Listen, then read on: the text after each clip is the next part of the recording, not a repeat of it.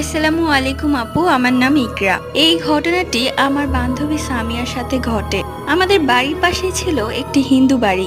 ওইখানে অনেক চালতা গাছ ছিল। আমার বান্ধবী একদিন চালতা কুড়াতে গিয়েছিল। তখন সামিয়া চালতা কুড়াতে কুড়াতে কখন যে হিন্দুদের শ্মশানের ভেতরে চলে যায়।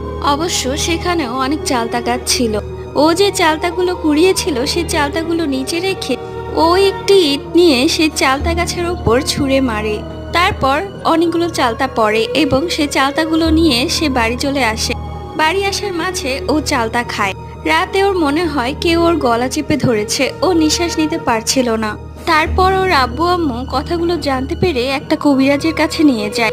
কবিরাজ বলে ও যখন চালতা গাছে ঢিল মেরেছিল ঠিক তখন একটি জিন ওর ওপর প্রবেশ করে। আর ও একটু সুন্দর চেহারা হওয়ার কারণে জিনটি ওর উপর একটু আকৃষ্ট হয়। এরপর কবিরাজের কথা মতো চলার মাধ্যমে ও সুস্থ হয়ে যায়।